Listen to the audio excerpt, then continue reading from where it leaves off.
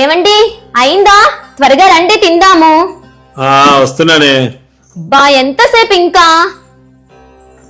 వస్తున్నారా? వస్తున్నానాగా. చూడండి మధ్యాహ్నం నన్ను దేశపడానికి వస్తాన్నాడు, ఇంకా రాలేదేందో. అన్నం పెట్టినట్టుంది. వెళ్ళొద్దా? టైం అవుతుంది కదా.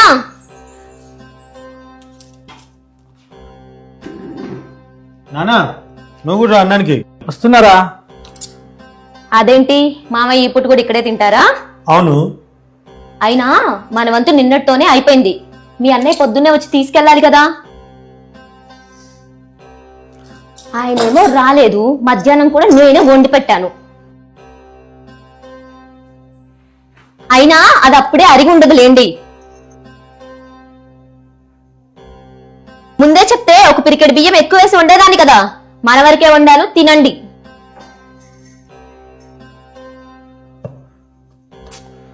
నాన్న వింటే బాధపడతాడే. అయినా ఉన్నమాట ఉంటే తప్పేముంది? నీకేమన్నా ఎక్కువ పెట్టి నీ అన్నయ్యకి ఏమన్నా తక్కువ పెట్టాడా ఆస్తి? అయినా ముగ్గురు సమానమే అని ఆడపిల్లకు కూడా సమానంగా ఇచ్చాడు కదా ఆస్తి. మరి ముగ్గురు 3 వాటాలు అయ్యాలి కానీ 2 వంతులేంటి? నానా నువ్వు రా. ఇదిగో నా గురించి తెలుసు కదా.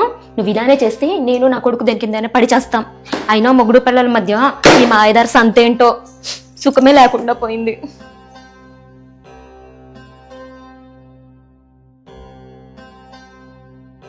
పిచ్చి కాకపోతే ఆయనకి ఏమైనా సిగ్గు సరం లేదా ఏంటి? ఆయన వంత అయిపోయిందని ఆయనకి తెలియదా?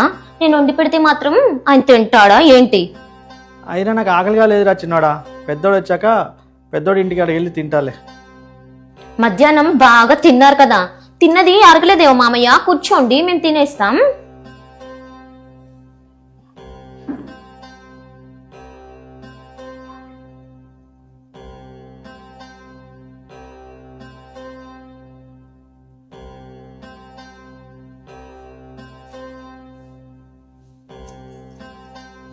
కొంచెం పెట్టుకోండి. చాలే. పప్పు పెట్టినా? పప్పు తినండి, చాలా బాగుంది.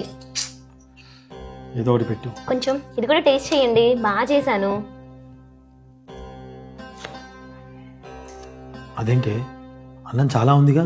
అసలే 25,000 పెట్టి కుక్క పిల్లని కొన్నాం, దానికి పెట్టొద్దా ఏంటి? అసలే అది సన్నగా చిక్కిపోతుందండి. ఈ మధ్య ఏం తినట్లేదు.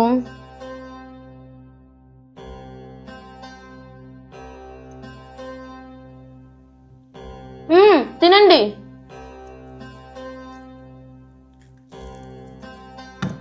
కడుపు నిండిపోయింది.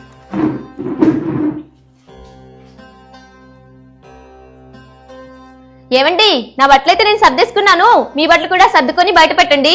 మామయ్య మీరేంటి ఇంకా షర్ట్ మార్చుకోలేదు? అసలే పండక్కి మా నాన్న పిలిచారు, నేను వెళ్ళాలి కదా. టైం అవుతుంది, వెళ్ళి బట్టలు మార్చుకోండి. అలాగే అమ్మా. పద నాన్న.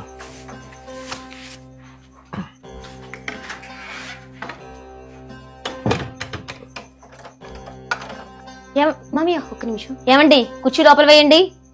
ఏం లేదు మామయ్య, బయట దొంగలు ఎక్కువ ఉన్నారు కదా, అందుకే కుర్చీ లోపల వేయిస్తున్నాను. అదేంటి? మీరు వేయండి.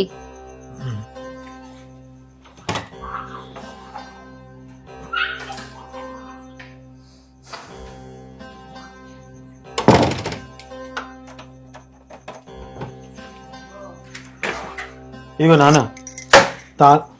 ఒక నిమిషం. కాదు మామయ్య, నేను కానీ ఈయన కానీ మళ్ళీ వస్తే ఇబ్బంది అవుతుంది కదా. తాళం ఒకటే ఉంది, ఇంకోటి ఉంటే ఖచ్చితంగా మీకే ఇచ్చేదాన్ని. పర్లేదమ్మా, ఇక్కడ కూర్చుంటాలే. వెళ్ళొస్తా. వెళ్ళండి.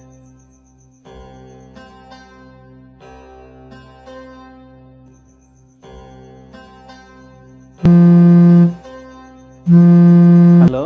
హలో నాన్న, నేను. అమ్మా అన్నం తిన్నారా?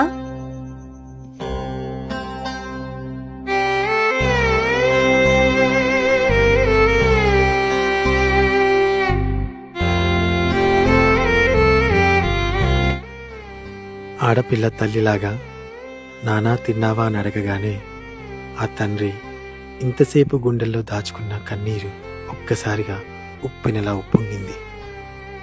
బిడ్డలకి సమానంగా ఆస్తి పంచితే ప్రేమను కూడా సమానంగా పంచుతారు అనుకున్నాడు, కానీ తను ఇలా వంతులు పాలవుతాడని ఊహించుండడు.